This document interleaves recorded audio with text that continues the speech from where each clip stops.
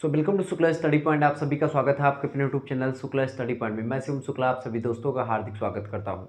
आज की वीडियो के माध्यम से हम लोग चर्चा करेंगे मध्यकाल इतिहास के पेपर 1 से बनने वाले बहुत ही महत्वपूर्ण ऑब्जेक्टिव प्रश्नों के बारे में। आप लोग लगातार कमेंट कर रहे थे कि सर जी हिस्ट्री का यानी कि इतिहास का या मध्यकालीन इतिहास का ऑब्जेक्टिव मॉडल पेपर हल करवा दीजिए। तो ये ऑब्जेक्टिव टाइप का मॉडल पेपर है बीए के 6 सेमेस्टर के छात्र छात्राओं के लिए। ठीक है, मध्यकालीन इतिहास का जो पेपर 1 है उसमें आपको गांधी और जन आंदोलन का युग आपको पढ़ना पड़ता है। ठीक है, क्या पढ़ना पड़ता है? गांधी एंड जन आंदोलन का युग आपको पढ़ना पड़ता है, ये बात आप ध्यान रखेंगे। तो आइए उसी चीज़ को हम समझने का प्रयास करते हैं और बहुत ही बारीकी के साथ इस चीज़ को अध्ययन करने का प्रयास करते हैं। ठीक है, चलें। गांधी और जन आंदोलन यानी कि जो है गांधी का युग और जन आंदोलन का एक प्रकार से युग, यानी कि गांधी का युग और जन आंदोलन। ठीक है, इसको विस्तार समझेंगे। लगभग 100 से अधिक ऑब्जेक्टिव प्रश्नों पर आज के वीडियो के माध्यम से चर्चा होगी। इससे बाहर आपका कुछ आने वाला है नहीं, तो आप इस वीडियो को अंत तक देख लीजिएगा। 2024 और 25 का ये मॉडल पेपर है, आपकी परीक्षा के लिए बहुत ही महत्वपूर्ण है। आपकी परीक्षा अगर ऑब्जेक्टिव होती, जैसे कि आपकी परीक्षा आप सिद्धार्थ यूनिवर्सिटी से हैं, या आप दीनदयाल उपाध्याय गोरखपुर विश्वविद्यालय में पढ़ रहे हैं, या आप महात्मा गांधी काशी विद्यापीठ में पढ़ रहे हैं, या राजा महेंद्र प्रताप सिंह स्टेट यूनिवर्सिटी में पढ़ रहे हैं, तो उन सभी के लिए बहुत ही महत्वपूर्ण है लेक्चर। तो आप इस वीडियो को अंत तक जरूर देख लीजिएगा। ठीक है, ये बात आप ध्यान रखेंगे। बहुत ही बारीकी के साथ एक एक प्रश्नों को मैं देखने का प्रयास करूंगा। ठीक है, इसके अलावा अगर आप कानपुर विश्वविद्यालय से भी पढ़ रहे हैं तो उसमें भी ऑब्जेक्टिव प्रश्न आएगा, तो उसके लिए भी बहुत महत्वपूर्ण है। ठीक है, चले। पहला प्रश्न आपकी स्क्रीन पर आ चुका। दक्षिण अफ्रीका में गांधी जी द्वारा प्रकाशित पत्रिका कौन सी थी? दक्षिण अफ्रीका में नवजीवन, हरिजन, या अफ्रीका न्यूज़, या इंडियन ओपिनियन। दक्षिण अफ्रीका की बात कर रहा है कि दक्षिण अफ्रीका में, चूंकि महात्मा गांधी दक्षिण अफ्रीका से भी रिलेटेड रहे हैं, दक्षिण अफ्रीका में महात्मा गांधी ने कई काम किए हैं। ठीक है, इससे वहाँ पर जो है गोरे और काले का जो भेद होता था, यानी कि एक प्रकार से कुछ लोग दक्षिण अफ्रीका में गोरे भी होते हैं और कुछ लोग काले भी होते हैं, तो उस भेद को मिटाने का काम किया। ठीक है, किसने? गांधी जी ने। तो गांधी जी ने कई आंदोलन किया, और गांधी जी ने अफ्रीका में जिस पत्रिका का प्रकाशन किया था या प्रकाशित की थी जिस पत्रिका को, उस पत्रिका का नाम है इंडियन ओपिनियन। कौन सी पत्रिका है वो भाई? उस पत्रिका का नाम है इंडियन ओपिनियन। तो ठीक है, ध्यान रखेंगे इस प्रश्न को। आगे बढ़ते हैं और प्रश्नों को जानने का प्रयास करते हैं। बहुत ही महत्वपूर्ण प्रश्न, आप लोग समझ पा रहे होंगे। क्लियर? चलें आगे बढ़ने का प्रयास करते हैं। अगला क्वेश्चन आपकी स्क्रीन पर आ चुका है, फटाफट से आप लोग देखने का प्रयास करेंगे। गांधी जी द्वारा सन 1933 ईस्वी तक संपादित समाचार पत्र का नाम क्या था? बताएं। गांधी जी द्वारा सन 1933 तक संपादित समाचार पत्र जो था वो कौन सा था? सर्वोदय, आर्य, या टाइम्स ऑफ इंडिया, या यंग इंडिया? फटाफट से आप बताने का प्रयास करें। इसका करेक्ट आंसर क्या हो जाएगा? इसका करेक्ट आंसर हो जाएगा option number D, young India is right answer. ठीक है, नेक्स्ट क्वेश्चन आपकी स्क्रीन पर आ चुका है, फटाफट से आप लोग देखने का प्रयास करेंगे। चले, प्रश्न आपकी स्क्रीन पर आ चुका है। कौन यंग इंडिया और हरिजन नाम की पत्रिका के संपादक थे? अंबेडकर नहीं, सुभाष चंद्र बोस भी नहीं थे, नेहरू भी नहीं थे, महात्मा गांधी जी। बिल्कुल करेक्ट आंसर हो जाएगा इसका। तो सी ऑप्शन जिन्होंने भी लगाया होगा उनका बिल्कुल राइट आंसर है। आगे देखेंगे, अगला क्वेश्चन आपकी स्क्रीन पर आ चुका है। प्रश्न है किस समाचार पत्र का संपादन गांधी जी ने किया था इनमें से? देखिए, नवजीवन, मराठा, या जनसत्ता, या गुजरात टाइम्स। फटाफट से आप बताने का प्रयास करेंगे। तो गांधी जी की बात की तो उन्होंने नवजीवन का ये समाचार पत्र है, इसका संपादन गांधी जी के द्वारा किया गया, तो इसका आ ऑप्शन करेक्ट आंसर हो जाएगा, नवजीवन। ठीक है, नेक्स्ट क्वेश्चन आपकी स्क्रीन पर आ चुका है, फटाफट से आप देखने का प्रयास करेंगे। चलें,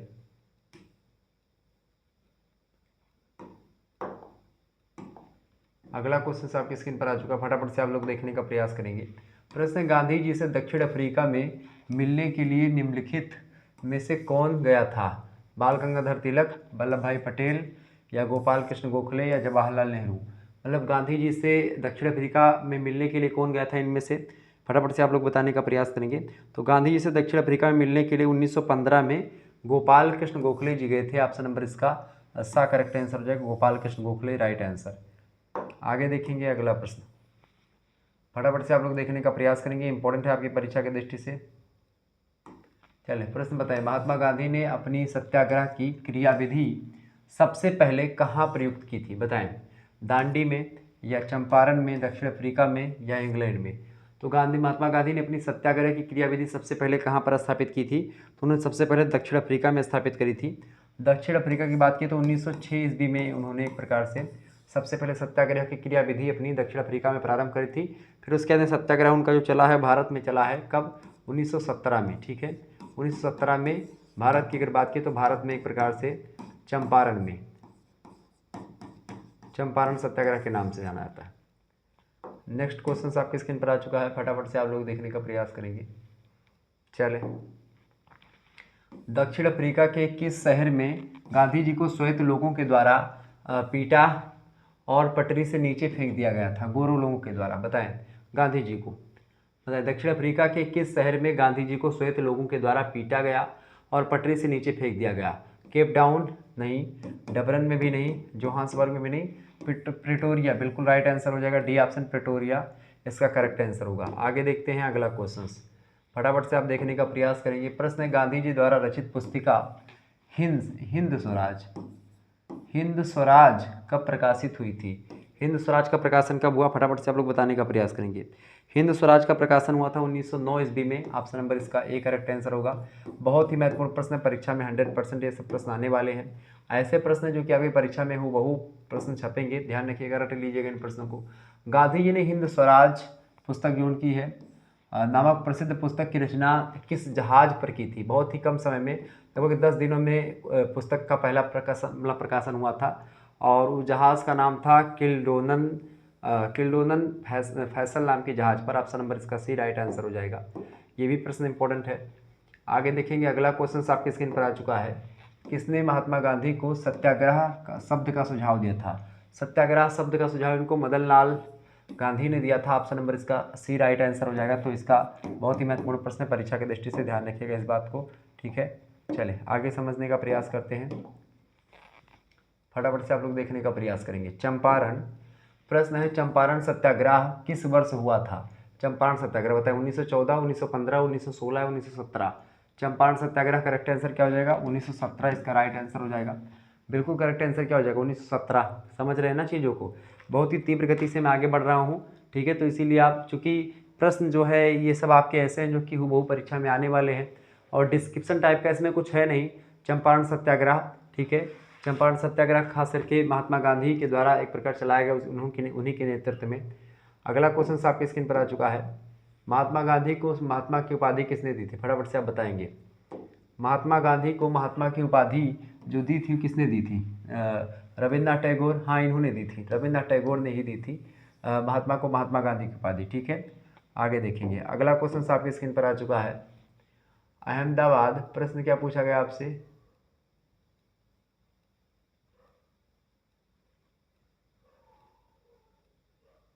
चले,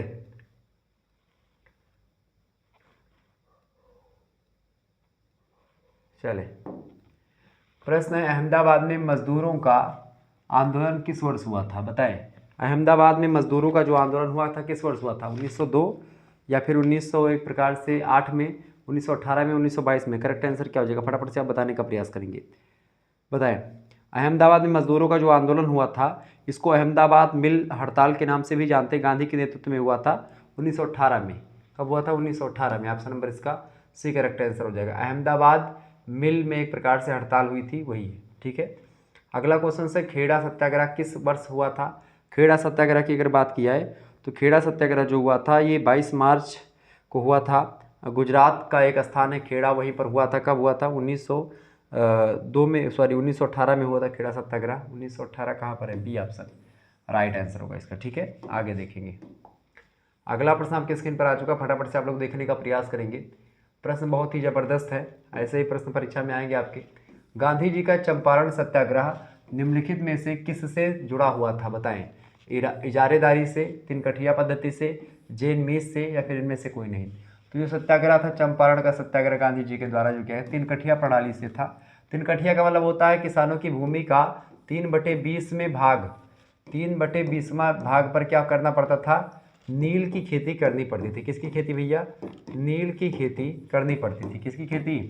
नील की खेती करनी पड़ती थी 3/20वें भाग पर, यानी कुल ज़मीन का लगभग मान लेते हैं आपके पास अगर 10 बीघे ज़मीन है, 10 गुणे 3/20, ठीक है, 10 एकम 10, 10 दूना 20, 3/2 भाग पर आपको क्या करना होगा? खेती करनी होगी। यहाँ पर अगर मान लेते हैं 20 मैं कर दूँ ठीक है। 20 बीघे अगर आपके पास खेत है तो 20-20 कट गया, यानी लगभग 3 बीघे पर 20 में से आपको एक प्रकार से खेती करनी पड़ती थी। किसके बारे में? नील की खेती। मजबूरी में करवाया, मतलब कि ज़बरदस्ती अंग्रेज सरकार करवाती थी। अगला प्रश्न, चंपारण आंदोलन से कौन संबंधित नहीं था इनमें से? देखिए, राजेंद्र प्रसाद संबंधित हैं, अनुग्रह नारायण भी संबंधित है, जेपी कृपलानी भी रिलेटेड है, जयप्रकाश नारायण इससे रिलेटेड नहीं थे। ऑप्शन नंबर इसका द करेक्ट आंसर हो जाएगा। अगला प्रश्न, असहयोग आंदोलन कब प्रारंभ हुआ था? असहयोग आंदोलन की अगर बात की जाए तो असहयोग आंदोलन जो प्रारंभ हुआ था 1 अगस्त 1920 को आरंभ हुआ था। ऑप्शन नंबर इसका ए करेक्ट आंसर होगा। बहुत ही महत्वपूर्ण प्रश्न है, 100% परीक्षा में आएगा, ध्यान रखिएगा।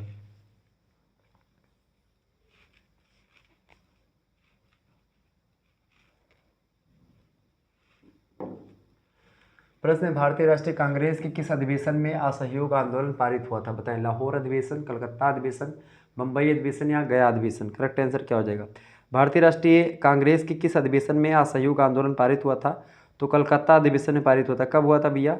कलकत्ता अधिवेशन में पारित हुआ था असहयोग आंदोलन। 1 अगस्त 1920 को प्रारंभ हुआ था, कलकत्ता अधिवेशन में एक प्रकार से हुआ था। कलकत्ता अधिवेशन, option number B right answer हो जाएगा इस प्रश्न का।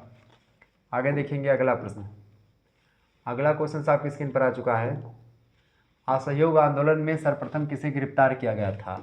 महात्मा गांधी को नहीं, मोतीलाल नेहरू को भी नहीं किया गया था, मोहम्मद अली जिन्ना को भी नहीं किया गया था, मोहम्मद अली को किया गया था। ऑप्शन नंबर सा करेक्ट आंसर होगा इसका। नेक्स्ट क्वेश्चन आपकी स्क्रीन पर आ चुका, फटाफट से आप देखने का प्रयास करेंगे। चले, बताएं, मुजफ्फरपुर षड्यंत्र केस किस वर्ष हुआ था? मुजफ्फरपुर षड्यंत्र केस किस वर्ष हुआ था? फटाफट से आप बताने का प्रयास करेंगे। मुजफ्फरपुर षड्यंत्र केस, फटाफट से आप बताने का प्रयास करेंगे। मुजफ्फरपुर षड्यंत्र केस की अगर बात की जाए तो ये एक प्रकार से जो हुआ था, ये कब हुआ था? फटाफट से आप बताएंगे। 3 मई 1908 को, या फिर एक प्रकार से आगे और बताएं। तो मुजफ्फरपुर जो षड्यंत्र केस हुआ था वो 30 अप्रैल 1908 को हुआ था। कब हुआ था? 30 अप्रैल 1908। ऑप्शन नंबर ए में दिया है, 30 अप्रैल 1908 को हुआ था ये, ठीक है, ध्यान रखिएगा। मुजफ्फरपुर षड्यंत्र, खुदीराम बोस, प्रफुल्ल चाकी, इन सभी लोगों ने मजिस्ट्रेट को गोली मारी थी, ये बात ध्यान रखेंगे। अगला क्वेश्चन आपकी स्क्रीन पर आ चुका। 1904 में अभिनव भारत, ये एक गुप्त संस्था थी, इसका स्थापना किसके द्वारा करी गई थी? तो इसकी स्थापना करी गई थी बी.डी. सावरकर और उनके 2 भाइयों के द्वारा।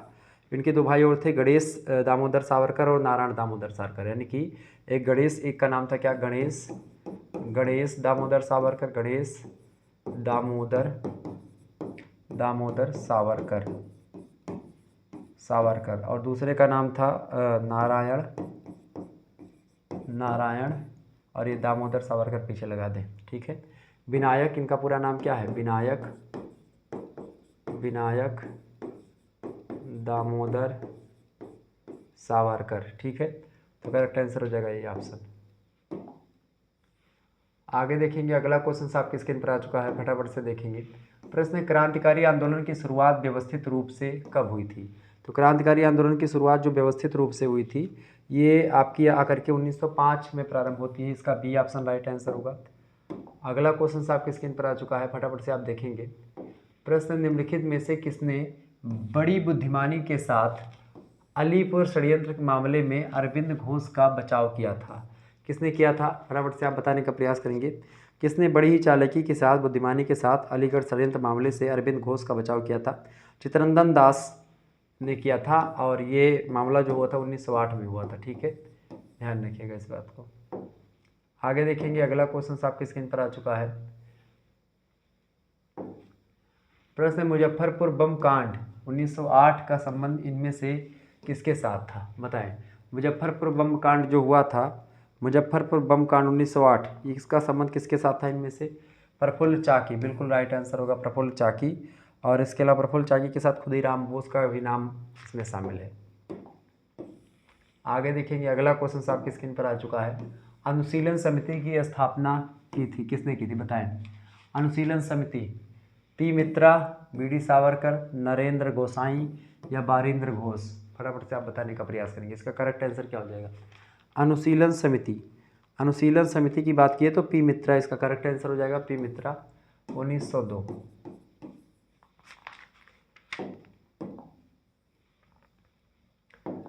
अगला प्रश्न आ चुका परीक्षा की दृष्टि से बहुत ही ज़्यादा महत्वपूर्ण, परीक्षा में आएगा। हिंदुस्तान रिपब्लिकन एसोसिएशन की स्थापना कब की गई थी? हिंदुस्तान रिपब्लिकन एसोसिएशन की स्थापना कब की गई थी? हिंदुस्तान रिपब्लिकन एसोसिएशन की स्थापना 1924 में की गई थी, कानपुर में। ऑप्शन नंबर इसका सी राइट आंसर होगा। 100% ये प्रश्न आएगा। ठीक है, हिंदुस्तान रिपब्लिकन एसोसिएशन, यह 4 की बात हो रही, क्लियर, 1924 में।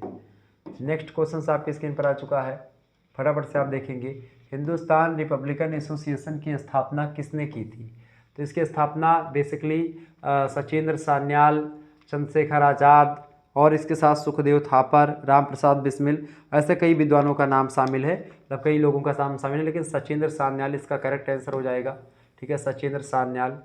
नेक्स्ट क्वेश्चन आपकी स्क्रीन पर आ चुका है, काकोरी कांड कब हुआ था? बताएं, फटाफट से आप बताएं, काकोरी कांड कब हुआ था? काकोरी कांड की अगर बात की जाए, काकोरी कांड 9 अगस्त 1925 को हुआ था। 9 अगस्त 1925 को काकोरी कांड हुआ था। ऑप्शन नंबर इसका ए राइट आंसर हो जाएगा। काकोरी कांड के बारे में मैंने आपको बताया भी होगा। काकोरी कांड के बारे में मैंने कई बार आपको समझाया था। काकोरी कांड क्या था? बेसिकली भारतीय स्वतंत्रता संग्राम के जो क्रांतिकारी थे, उनके मतलब उनको एक प्रकार से उनके पास पैसे नहीं थे और पैसे इकट्ठा करने के लिए कुछ न कुछ करना था। तो काकोरी ट्रेन की घटना हुई थी 9 अगस्त 1925 को, और इसमें एक प्रकार से काकोरी जो कि लखनऊ ज़िले में पड़ता है, रेलवे स्टेशन है, वहीं से एक प्रकार से उसको लूटने का प्रयास किया गया था, ट्रेन की। ठीक है, खजाने को। आगे देखेंगे, अगला क्वेश्चन आपकी स्क्रीन पर आ चुका है। प्रश्न बहुत ही महत्वपूर्ण है, ध्यान रखेंगे इस प्रश्न को। बताएं, Hindustan socialist Republican association, Hindustan socialist Republican association यानी HSRA की नींव कब रखी गई थी? इसकी नींव कब रखी गई थी? 8 से 9 सितंबर 1928 में। 1928 में 8 से 9 सितंबर, क्लियर।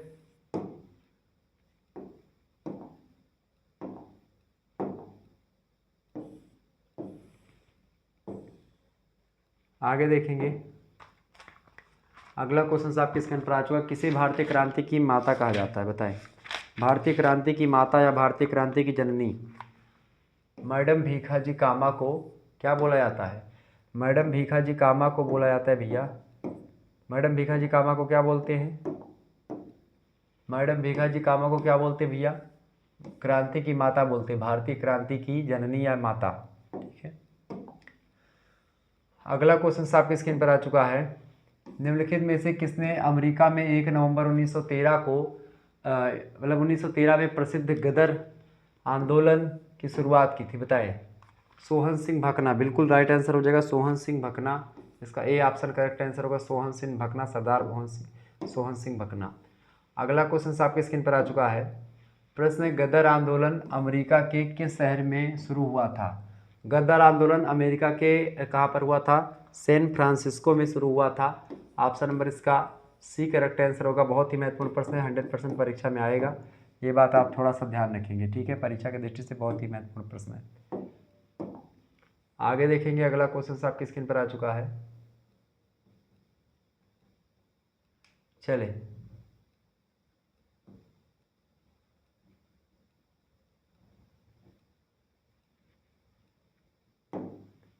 प्रश्न, निम्न में से किसने Hindustan Association of the Pacific Coast नामक संस्था की स्थापना जो की थी पोर्टलैंड में की थी, जिसने गदर नामक एक अखबार भी निकाला था? किसने करी थी? फटाफट से आप बताएंगे। तो इसको भी किसने किया था?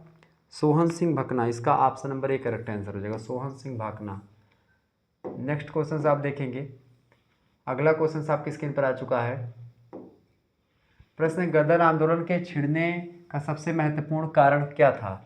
तो गदर आंदोलन छिड़ने का सबसे महत्वपूर्ण कारण, इनमें सबसे महत्वपूर्ण कारण की बात, वैसे चारों कारण जो दिए गए हैं वो महत्वपूर्ण है, लेकिन इन चारों में से सबसे महत्वपूर्ण कारण जो रहा है ये प्रथम महायुद्ध की शुरू होना, प्रथम महायुद्ध का शुरू होना सबसे महत्वपूर्ण कारण है। बाकी ये तीनों कारण भी रहे हैं, क्लियर।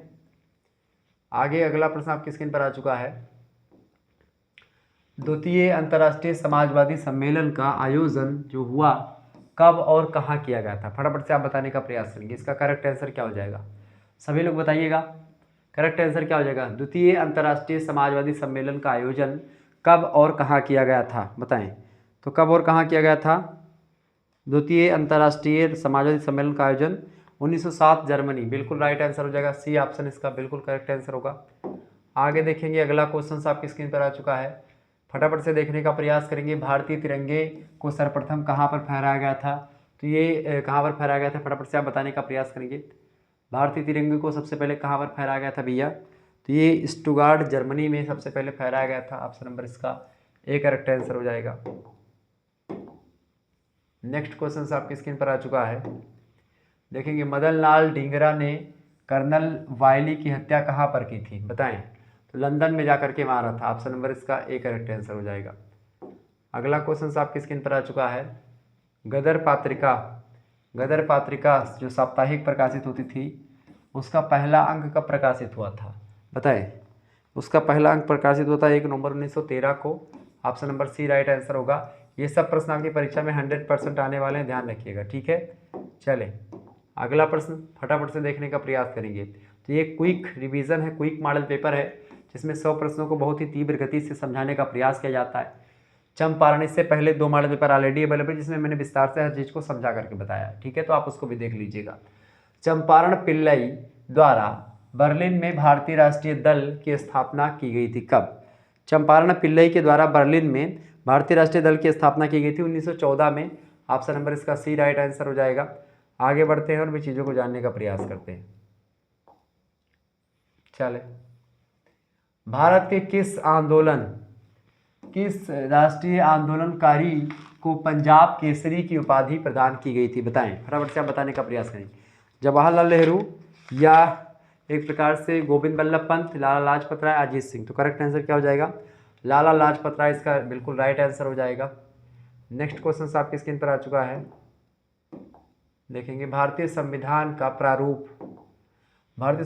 प्रारूप तैयार करने हेतु जिस एक समदलीय समिति का गठन किया गया था 1928 ईस्वी में, उसके अध्यक्ष कौन थे? जवाहरलाल नेहरू, मोतीलाल नेहरू, सुभाष चंद्र बोस या तेज बहादुर सप्रू। करेक्ट आंसर इसका क्या हो जाएगा? तो भारतीय संविधान का प्रारूप तैयार करने हेतु जिस एक सर्वदलीय समिति का गठन किया गया था 1928 में, उसके अध्यक्ष थे पंडित मोतीलाल नेहरू। ऑप्शन नंबर इसका बी राइट आंसर हो जाएगा। आगे बढ़िएगा, अगला क्वेश्चन आपकी स्क्रीन पर आ चुका है, साइमन कमीशन के अध्यक्ष कौन थे? तो साइमन कमीशन के अध्यक्ष कौन थे? Sir John Simon. Right answer A हो जाएगा इसका करेक्ट आंसर, हमेशा पूछा जाने वाला प्रश्न है। अगला क्वेश्चन आपकी स्क्रीन पर आ चुका है, नेहरू रिपोर्ट। प्रश्न क्या है? नेहरू रिपोर्ट बनाने के लिए बनाई गई समिति के अन्य सदस्यों में कौन शामिल नहीं थे, बताएं। नेहरू रिपोर्ट बनाने के लिए बनाई गई समिति के अन्य सदस्यों में शामिल नहीं थे। देखिए इनमें शामिल कौन नहीं थे? जवाहरलाल नेहरू शामिल नहीं थे, बाकी अली इमाम, सुभाष चंद्र बोस, तेज बहादुर सप्रू, एनी बेसेंट, मंगल सिंह, शोएब कुरैशी, ये सब शामिल थे, ठीक है। जवाहरलाल नेहरू इसमें शामिल नहीं थे। आगे देखेंगे अगला क्वेश्चन आपके स्क्रीन पर आ चुका है, कांग्रेस के किन सदस्यों ने नेहरू रिपोर्ट में प्रस्तावित डोमिनियन स्टेटस की आलोचना करके पूर्ण स्वराज की मांग की? डोमिनियन स्टेटस का मतलब होता है ऐसा राज्य जिसका आंतरिक मामला यानी जो सरकारी कामकाज है, जो देश के अंदर का काम है, वो भारतीय लोग देखेंगे, और जो विदेशी मामले होंगे उसमें ब्रिटेन की सरकार ही निर्णय लेगी। इसको डोमिनियन स्टेट। तो डोमिनियन स्टेट की आलोचना करके पूर्ण स्वराज की मांग जो करी गई थी वो कब की गई थी? वो पूर्ण स्वराज की मांग पहली बार 1927 में मद्रास अधिवेशन में करी गई थी, ठीक है। सॉरी, इनमें से प्रश्न क्या पूछा गया आपसे? कांग्रेस के किन सदस्यों ने? जवाहरलाल नेहरू बिल्कुल, सत्यमूर्ति, सुभाष चंद्र बोस, सभी की यही राय थी, डी ऑप्शन पर सभी। आगे बढ़िएगा, अगला क्वेश्चन आपके स्क्रीन पर आ चुका है, फटाफट से आप लोग देखने का प्रयास करेंगे, बहुत ही जबरदस्त प्रश्न है। प्रश्न, गांधी जी की अनुपस्थिति में जवाहरलाल नेहरू ने कांग्रेस के लिए अधिवेशन में पहली बार पूर्ण स्वराज का अपना प्रस्ताव कब पास किया था, या प्रस्ताव पास कब करा लिया था? मद्रास अधिवेशन में 1927 में हुआ था, ठीक है। ये कांग्रेस का 42वां सत्र था। क्लियर? आगे देखेंगे, अगला क्वेश्चन आपके स्क्रीन पर आ चुका है, कांग्रेस दल की उग्र शाखा ने, जिसके एक प्रमुख नेता जवाहरलाल नेहरू भी थे, जिसके इंडिपेंडेंस फॉर इंडियन लीग की स्थापना की, वह लीग किसके विरोध में स्थापित हुई थी? तो वह लीग किसके विरोध में स्थापित की गई थी? नेहरू रिपोर्ट के विरोध में स्थापित की गई थी। इसका सी ऑप्शन करेक्ट आंसर हो जाएगा। आगे देखेंगे, अगला प्रश्न आपकी स्क्रीन पर आ चुका, बहुत ही जबरदस्त प्रश्न है ये परीक्षा की दृष्टि से आपके। निम्न में से कौन वर्ष 1928 ईस्वी में इंडिपेंडेंस फॉर इंडिया लीग के गठन से रिलेटेड थे? इनमें से बताएं तो कौन रिलेटेड थे? जवाहरलाल नेहरू, सुभाष चंद्र बोस और श्रीनिवास अयंगर, एक लोग और थे। जवाहरलाल नेहरू, सुभाष चंद्र बोस दोनों लोग थे। Option number C correct answer हो जाएगा। आ और बा दोनों इसका राइट आंसर हो जाएगा। आगे देख लीजिएगा, अगला प्रश्न आपकी स्क्रीन पर आ चुका है। चले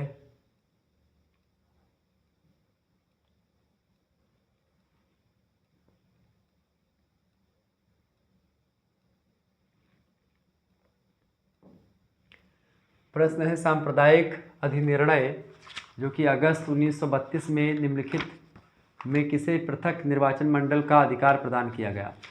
फटाफट से आप बताएंगे पृथक निर्वाचन का अधिकार किसे प्रदान किया गया था? फटाफट से आप बताने का प्रयास करेंगे। तो सांप्रदायिक अधिनिर्णय जो आया था अगस्त 1932 में, उसमें किसे पृथक निर्वाचन मंडल का अधिकार प्रदान किया गया था? बताएंगे किसको किया गया था भैया? तो दलितों को किया गया था। ऑप्शन नंबर इसका द करेक्ट आंसर हो जाएगा, दलितों को। नेक्स्ट क्वेश्चन आपकी स्क्रीन पर आ चुका है।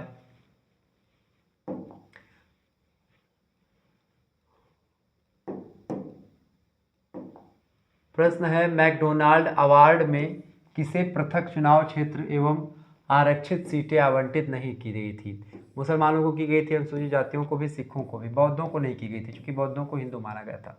डी ऑप्शन राइट आंसर हो जाएगा। अगला क्वेश्चन आपकी स्क्रीन पर आ चुका है, फटाफट से आप देखेंगे। प्रश्न आपका है, एक वर्ष के अंतर्गत स्वराज की प्राप्ति किस आंदोलन का लक्ष्य था? तो एक वर्ष के अंतर्गत स्वराज की प्राप्ति, ये असहयोग आंदोलन का लक्ष्य रखा गया था। ऑप्शन नंबर इसका डी करेक्ट आंसर हो जाएगा। आगे देखेंगे, अगला प्रश्न आपसे बन सकता है एग्जाम में, फटाफट से देखने का प्रयास करेंगे। प्रश्न, खिलाफत आंदोलन के साथ और कौन सा आंदोलन आरंभ किया गया था? खिलाफत आंदोलन के साथ जो है असहयोग आंदोलन जो था वो भी शुरू किया गया था।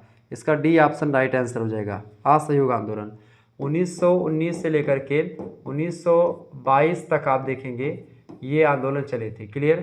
खिलाफत आंदोलन बेसिकली ये मुसलमानों को अपनी तरफ लाने के लिए महात्मा गांधी का एक प्रयास था ताकि हिंदू मुस्लिम एकता को बढ़ावा दिया जाए।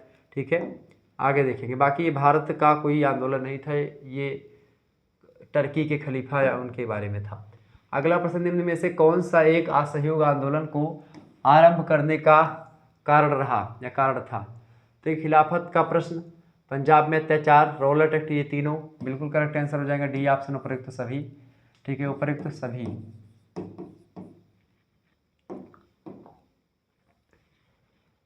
आगे देख लीजिएगा, अगला प्रश्न, महात्मा गांधी द्वारा चलाया गया प्रथम जन आंदोलन कौन सा था? महात्मा गांधी द्वारा चलाया गया प्रथम जन आंदोलन, फटाफट से आप बताएंगे। महात्मा गांधी द्वारा चलाया गया प्रथम जन आंदोलन असहयोग आंदोलन, इसका ए ऑप्शन करेक्ट आंसर हो जाएगा। अगला प्रश्न आपकी स्क्रीन पर आ चुका है, निम्नलिखित में से किसने असहयोग आंदोलन को सर्वप्रथम एक प्रकार से आंदोलन को समर्थन दिया? निम्न में से किसने असहयोग आंदोलन को समर्थन दिया परंतु इसके परिणाम नहीं देख सके? तो इसके परिणाम कौन नहीं देख सका भैया? इसके परिणाम नहीं देख सके कौन? वो थे बाल गंगाधर तिलक जी। ठीक है, ऑप्शन नंबर इसका ए करेक्ट आंसर हो जाएगा। नेक्स्ट क्वेश्चन आपकी स्क्रीन पर आ चुका, फटाफट से आप देखने का प्रयास करेंगे। प्रश्न आपकी स्क्रीन पर कौन सा आ चुका है, देखें। प्रश्न है, निम्न में से किसने असहयोग के दौरान अपनी वकालत छोड़ दी थी? बताएं, आप असहयोग के दौरान किसने अपनी वकालत छोड़ दी थी? किसने छोड़ दी थी भैया अपनी वकालत? चित्तरंजन दास ने महात्मा गांधी के कहने पर अपनी वकालत छोड़ दी थी असहयोग आंदोलन के दौरान। ठीक है, क्योंकि सरकारी हर एक काम को छोड़ना था ऐसी स्थिति में। असहयोग में जो सरकारी टीचर थे वो भी छोड़ रहे थे, सरकारी हर लोग, पुलिस वगैरह सब हट रहे थे। चौरी चौरा की घटना, जो कि गोरखपुर का एक स्थान है चौरी चौरा, वहाँ पर एक घटना हुई थी चौरी चौरा में, गोरखपुर के स्थान पर। तो इस घटना के समय महात्मा गांधी कहाँ थे? तो बारदोली में वो थे। ठीक है, और चौरी चौरा गोरखपुर में एक कांड हुआ था।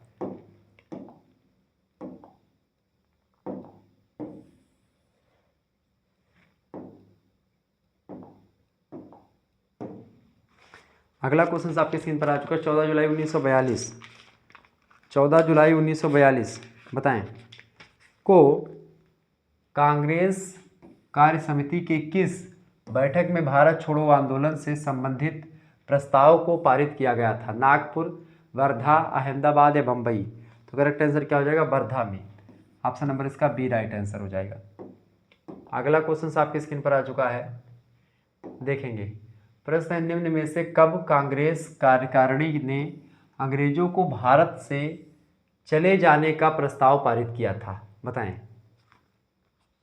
कांग्रेस कार्यकारिणी ने अंग्रेजों को भारत से चले जाने का प्रस्ताव कब पारित किया था, 14 जुलाई 1942 को। ऑप्शन नंबर इसका ए करेक्ट आंसर हो जाएगा। अगला क्वेश्चन आपकी स्क्रीन पर आ चुका, फटाफट से आप देखेंगे।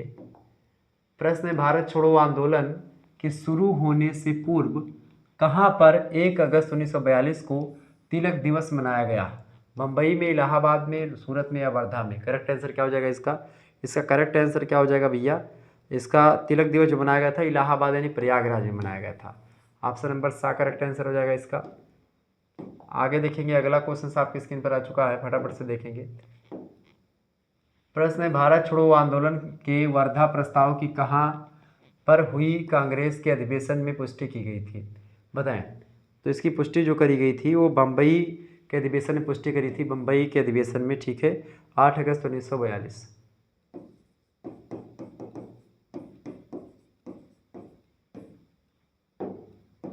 नेक्स्ट क्वेश्चन आपकी स्क्रीन पर आ चुका है। 1942 ईस्वी में कांग्रेस के बम्बई अधिवेशन में किसके द्वारा भारत छोड़ो प्रस्ताव प्रस्तावित किया गया था, बताएं। तो किसके द्वारा प्रस्तावित किया गया था 1942 में कांग्रेस के बम्बई अधिवेशन में, किसके द्वारा भारत छोड़ो प्रस्ताव प्रस्तावित किया गया था, जवाहरलाल नेहरू के द्वारा। बी ऑप्शन इसका राइट आंसर हो जाएगा। तो जिन्होंने बी लगाया उनका राइट आंसर हो जाएगा। फटाफट से एक बार वीडियो को लाइक और शेयर करते रहिएगा, ठीक है। आगे बढ़ते हैं और भी चीज़ों को जानने का प्रयास करते हैं, चले। अगला प्रश्न, भारत छोड़ो आंदोलन को और किस नाम से जाना जाता है, तो इसको दिल्ली चलो आंदोलन नहीं, अच्छा, इसको अगस्त क्रांति के नाम से जानते हैं। ऑप्शन नंबर इसका बी करेक्ट आंसर हो जाएगा, अगस्त क्रांति के नाम से जानते हैं, ठीक है, अगस्त क्रांति। नेक्स्ट क्वेश्चन आपकी स्क्रीन पर आ चुका है, भारत छोड़ो आंदोलन किसकी प्रतिक्रिया में प्रारंभ किया गया था, बताएं। क्रिप्स मिशन की विफलता पर एक प्रकार से ये किया गया था। ऑप्शन नंबर इसका बी करेक्ट आंसर है। क्रिप्स मिशन था, भारत आया था, स्टेफोर्ड क्रिप्स और एबी अलेक्जेंडर ये सब इसके सदस्य थे, और स्टेफोर्ड क्रिप्स के नाम से ही एक प्रकार से आता, वो अध्यक्षता कर रहे थे, इसीलिए इसको क्रिप्स मिशन कहा गया।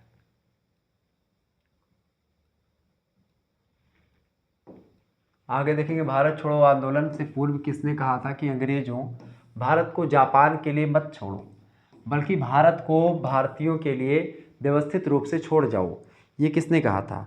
तो भारत छोड़ो आंदोलन से पहले अंग्रेजों भारत को जापान के लिए मत छोड़ो, बल्कि भारत को भारतीयों के लिए व्यवस्थित रूप से छोड़ जाओ, ये कहा था महात्मा गांधी ने 5 जुलाई 1942 को। महात्मा गांधी 5 जुलाई 1942,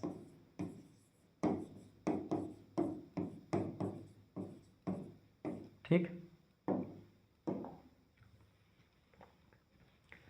आगे देखेंगे, अगला प्रश्न, किसने कहा था कि भारत की बाल से एक ऐसा आंदोलन पैदा करेंगे जो खुद कांग्रेस से ही बड़ा होगा, ये किसने कहा था। ये बात किसने कही थी, महात्मा गांधी ने कही थी। ऑप्शन नंबर इसका ए करेक्ट आंसर हो जाएगा। आगे देखेंगे, अगला क्वेश्चन आपकी स्क्रीन पर आ चुका है, फटाफट से आप लोग देखने का प्रयास करेंगे। बताएं, जिस वर्ष क्रिप्स मिशन भारत आया था, क्रिप्स मिशन भारत कब आया था, बताएं। क्रिप्स मिशन भारत कब आया, फटाफट से आप लोग बताने का प्रयास करेंगे। तो क्रिप्स मिशन जो भारत आया था 1942 में आया था। कब आया था, 1942 में। सी ऑप्शन इसका राइट आंसर होगा। अगला क्वेश्चन आपकी स्क्रीन पर आ चुका है, भारत छोड़ो आंदोलन कब और कहाँ पर प्रारंभ हुआ था। भारत छोड़ो आंदोलन कब और कहाँ पर प्रारंभ हुआ था भैया, 8 अगस्त 1942 बम्बई, 8 अगस्त 1942 बम्बई में। ऑप्शन नंबर इसका आ करेक्ट आंसर हो जाएगा। अच्छा, बम्बई में एक जगह पड़ता है ग्वालिया टैंक, वहाँ पर ग्वालिया टैंक एक मैदान है बम्बई में, वहीं पर एक प्रकार से आंदोलन शुरू किया गया था 8 अगस्त 1942 को, ठीक है। आगे देखेंगे, अगला क्वेश्चन आपकी स्क्रीन पर आ चुका है। प्रश्न है, भारत छोड़ो आंदोलन किस वर्ष से जुड़ा हुआ है, 1942, ठीक है। ऑप्शन नंबर इसका आ करेक्ट आंसर हो जाएगा। अगला क्वेश्चन आपकी स्क्रीन पर आ चुका है, प्रश्न है, भारत छोड़ो आंदोलन के समय समानांतर सरकार का स्थापना कहाँ की गई थी? समानांतर सरकार की स्थापना जो की गई थी वो बलिया यानी कि उत्तर प्रदेश में और सतारा यानी महाराष्ट्र, दोनों जगहों पर करी गई थी। ऑप्शन नंबर इसका सा करेक्ट आंसर हो जाएगा, दोनों जगहों पर। नेक्स्ट क्वेश्चन आपकी स्क्रीन पर आ चुका है, निम्नलिखित में से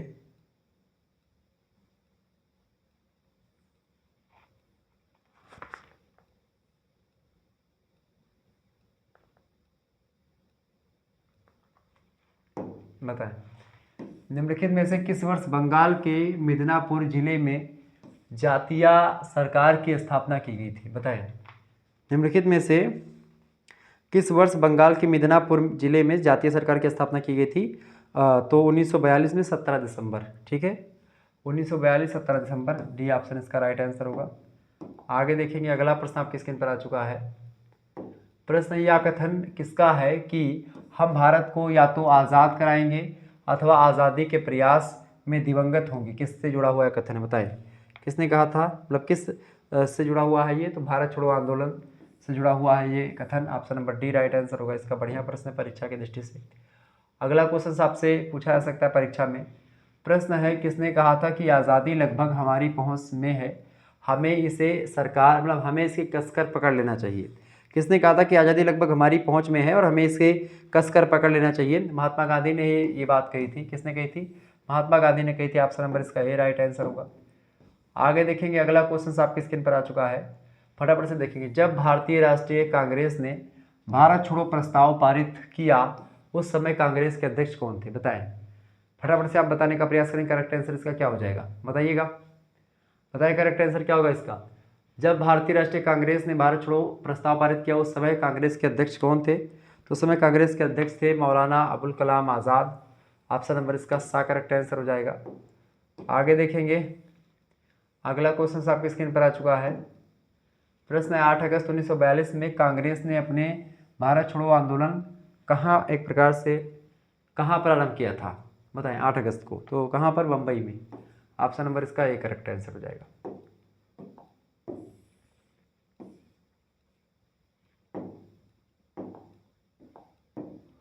बताएं, सुभाष चंद्र बोस निम्न में से कब भारतीय जनपद सेवा यानी जिसको आप आईसीएस परीक्षा बोलते थे पहले, जैसे आजकल आईएएस की परीक्षा होती है ऐसे पहले आईसीएस की परीक्षा होती थी, उसको कब उत्तीर्ण किया था इन्होंने? इस परीक्षा में कब पास हुए थे? फर्स्ट मतलब कि प्रथम श्रेणी में 1920 में इन्होंने पास किया था। ये बात आप ध्यान रखेंगे, कब पास किया था? 1920 में। सी ऑप्शन इसका करेक्ट आंसर हो जाएगा। आगे देखेंगे, अगला प्रश्न 1938। प्रश्न 1938 में कांग्रेस द्वारा नियोजित राष्ट्रीय योजना समिति के अध्यक्ष निम्न में से कौन थे? बताएं, तो 1938 में एक प्रकार से 1938 में कांग्रेस द्वारा नियोजित राष्ट्रीय योजना समिति के अध्यक्ष जो थे जवाहरलाल नेहरू जी थे। ऑप्शन नंबर इसका सा करेक्ट आंसर हो जाएगा। अगला क्वेश्चन आपकी स्क्रीन पर आ चुका है। सुभाष चंद्र बोस अचानक अपने निवास से कब गायब हुए थे? अचानक वो कब गायब हुए थे भैया? अचानक 17 जनवरी 1941। करेक्ट आंसर हो जाएगा 17 जनवरी 1941। ए ऑप्शन इसका करेक्ट आंसर हो जाएगा। अगला क्वेश्चन आपकी स्क्रीन पर आ चुका है। आज़ाद हिंद फौज का विचार सर्वप्रथम किसके दिमाग में आया था? सरदार अजीत सिंह, कैप्टन मोहन सिंह, सुभाष चंद्र बोस, रास बिहारी बोस। करेक्ट आंसर क्या हो जाएगा इसका? आज़ाद हिंद फौज का विचार सर्वप्रथम जो आया था वो कैप्टन मोहन सिंह के दिमाग में आया था। ऑप्शन नंबर इसका बी करेक्ट आंसर हो जाएगा। उसमें बड़ी भूमिका निभाई है नेताजी सुभाष चंद्र बोस जी ने। अगला प्रश्न है, नेताजी सुभाष चंद्र बोस ने सिंगापुर में निम्न में से किस तिथि को स्वाधीन भारत की सरकार गठित की थी? बताएं, सिंगापुर में इन्होंने एक प्रकार से स्वाधीन भारत की सरकार की गठित की थी कब? 21 अक्टूबर 1943 को। ऑप्शन नंबर इसका ए राइट आंसर हो जाएगा। अगला क्वेश्चन आपकी स्क्रीन पर आ चुका है, फटाफट से आप देखेंगे। चलिए, प्रश्न है, आज़ाद हिंद सरकार ने निम्नलिखित में से किस पर अधिकार कर उसका नाम क्रमशः शहीद और स्वराज रखा था? तो अंडमान का नाम शहीद और स्वराज निकोबार का नाम रखा था। ऑप्शन नंबर इसका बी राइट आंसर हो जाएगा। ठीक है, आगे देखेंगे, अगला क्वेश्चन आपकी स्क्रीन पर आ चुका है।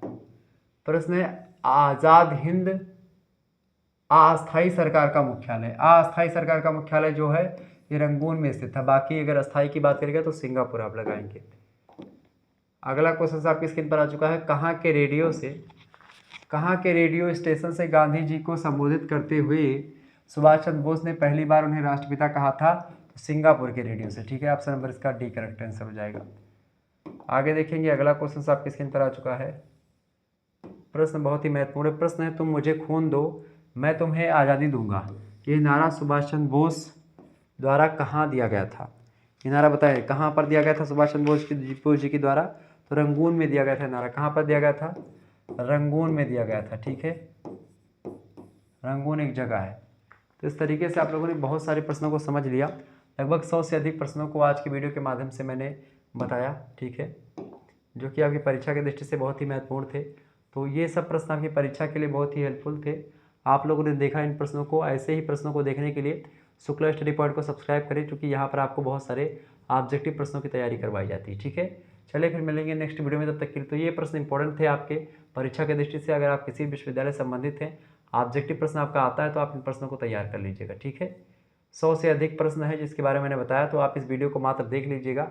गांधी और जन आंदोलन का जो युग है ये आपका समाप्त हो जाएगा। क्लियर? धन्यवाद, बहुत बहुत धन्यवाद। मिलेंगे फिर हम किसी इसी तरीके की नई वीडियो के साथ। तब तक के लिए जय हिंद, जय भारत। आप सभी का बहुत बहुत धन्यवाद हमारे से जुड़ने के लिए। ठीक है, चले।